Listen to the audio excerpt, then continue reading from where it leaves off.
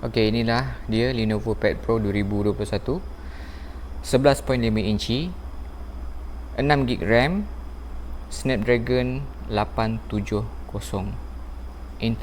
internal memory 128GB. Tak ada SIM card, maksudnya tak ada slot SIM card, tapi ada slot memory card. Dia punya rival dia Xiaomi Pad 5 Pro. Dia punya screen yang Xiaomi Pad 5 Pro tu tak OLED lah. Kalau macam yang ni OLED, maksudnya dia punya gambar dia lebih vibrant, lebih cantik. Xiaomi Pad Pro tu pula dia ada slot SIM card. Selebihnya dia ada variasi 8GB RAM dengan 256GB internal memory.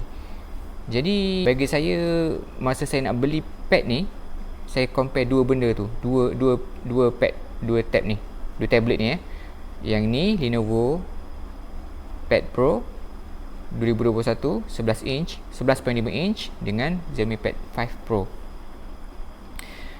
Kira, akhirnya saya beli yang ini. Yang ini China version punya.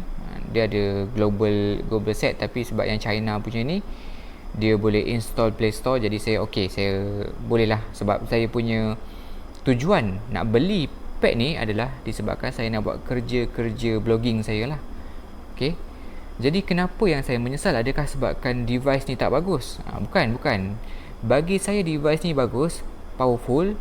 Cuma ada beberapa point yang saya rasa menyesal, yang sepatutnya saya tak perlu pun beli Pad Pro ni. Okay.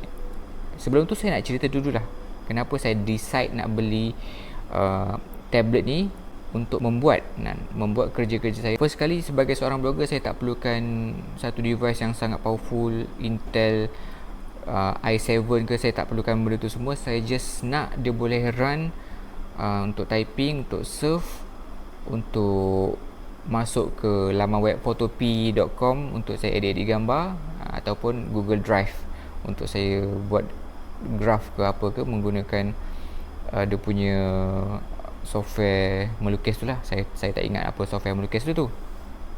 Jadi saya anggap kalau saya ambil tablet ni, semua kerja settle dengan dia punya processor Snapdragon yang sangat powerful, dan 870 powerful tu memang tak dinafikan, memang sangat powerful. Jadi saya cakap okey lah ni. Sebab sebelum ni saya gunakan laptop Dell yang saya dah install Chrome OS. Chrome OS ni dia punya base dia memang gunakan Android. Okay. Walaupun saya punya laptop tu dia punya processor i5, tapi third generation lah, i5 third generation, dia dah tak boleh nak running photopea.com, dia dah tak boleh nak running beberapa apps Android dekat dalam Play Store tu tahu.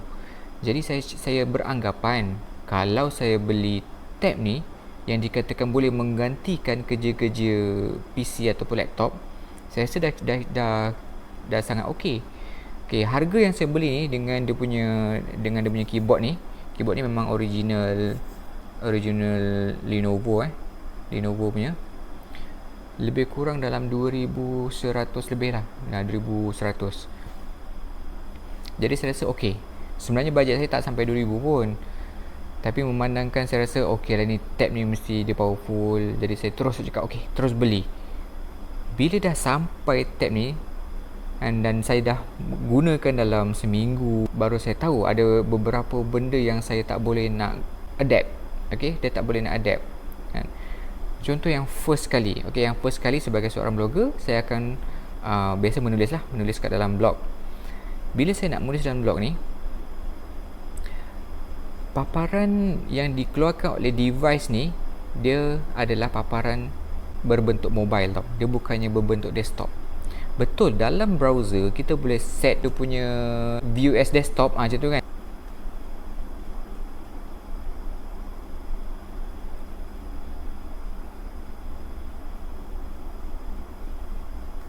Okay, memang kita boleh view desktop site.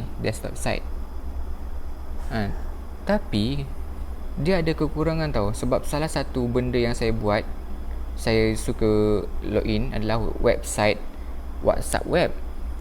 Bila gunakan desktop mode ni, desktop site ni, WhatsApp web ni dia tak boleh kekal lama tau. Dia akan sekejap je. Dalam masa beberapa hari dia akan minta update. Bila saya update kan, dia dah terus tak boleh masuk WhatsApp web. Mungkin laman web WhatsApp tu dia kesan benda ni sebagai mobile. So sebagai mobile dia akan keluar macam ni lah. Dan berbeza dengan Chrome OS yang saya gunakan dekat laptop, dia akan detect sebagai web. Sebagai web sebagai web, justru kita boleh login WhatsApp web. Kalau macam ni memang tak boleh, sebab dia detect sebagai mobile. Seterusnya, saya menjangkakan benda ni memang macam Chrome OS tau. Ternyata dia bukanlah Chrome OS. Okay, sebab apa? Dia ada satu mode tau, kita boleh tukar ke mode PC. Ni PC mode. Okay, PC mode. Okay, dia nampak je macam PC mode. Memanglah kan macam PC mode, tapi tak boleh kita gunakan sebagai macam desktop yang betul tu. Dia tetap juga, kalau kita gunakan Chrome ni, dia tetap juga akan dianggap sebagai mobile. Okay, kita tengok balik. Kita gunakan WhatsApp web tadi.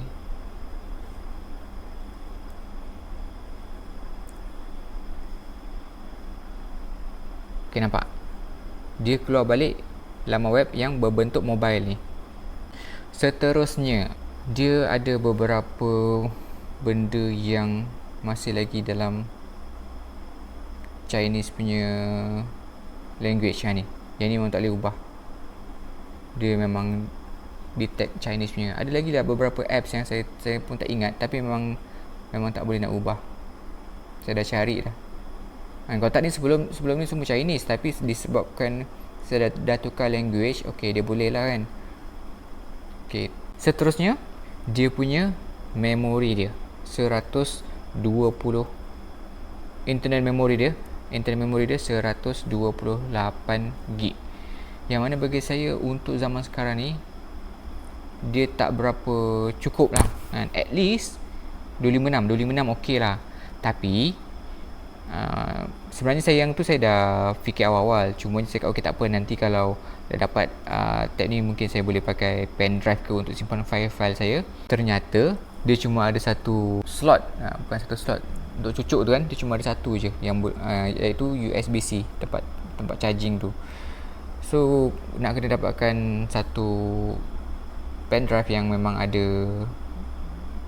sambungan USB-C tu lah. Itu pun sebenarnya bukan isu yang besar.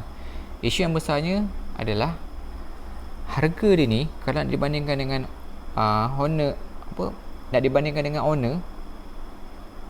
Honor 3, saya kena tambah sikit je, saya dah boleh dapatkan sebuah laptop. Okay, sebuah laptop yang saiz dia 14 inci, yang okey untuk saya buat kerja-kerja blogging saya tu. Seterusnya, secara general lah, saya sangkakan tablet ni dia boleh menyamai desktop ataupun at least macam Chrome OS untuk saya buat kerja-kerja saya. Tapi sebenarnya memang tak. Dia still yang Android macam dekat phone tu, cuma dia punya saiz besar. Okay, dia sama je macam Android dekat phone, cuma saiznya besar.